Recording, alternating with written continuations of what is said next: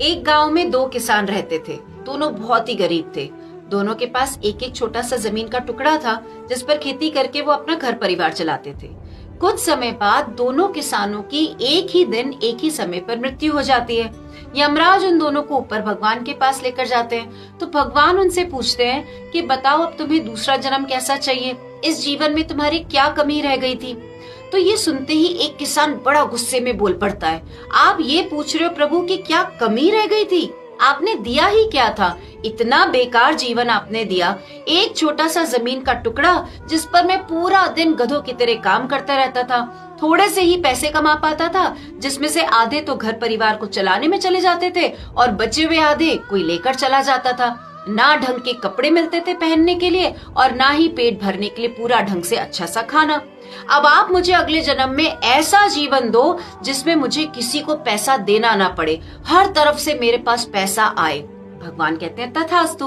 फिर वो दूसरे किसान से पूछते हैं कि बताओ तुम्हारे जीवन में क्या कमी रह गई थी, अब अगला जन्म तुम्हें कैसा चाहिए? तो वो किसान कहता है कि भगवान, इस जीवन में आपने बहुत कृपा बनाकर रखी।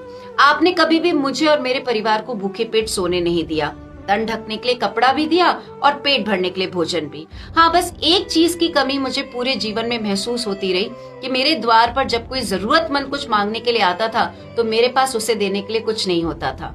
अब आप मुझे अगला जीवन ऐसा दो जिसमें मेरे द्वार जब कोई जरूरतमंद आए तो वो कभी भी खाली हाथ लौट कर ना जाए।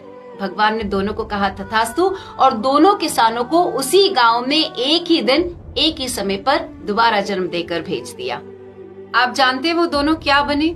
जिस किसान ने कहा था कि ऐसा जीवन दो जिसमें मुझे किसी को पैसा देना ना पड़े और सब तरफ से मेरे पास पैसा आए, वो बना उस गांव का सबसे बड़ा भिखारी। अलग अलग दिशाओं से लोग आते थे और भीख में उसे पैसा दे जाते थे। और जिस किसान ने कहा था कि आप मुझे ऐसा जीवन दो जिसमें मेरे द्वार पर यदि कोई जरूरतमंद आए तो वो कभी भी खाली हाथ लौट कर ना जाए, वो बना उस गांव का सबसे अमीर सेठ। कहानी की सीख तो आपको समझ में आ गई होगी। पहली बात, जीवन में जो आपको मिला है उसके लिए शुक्रिया अदा करो।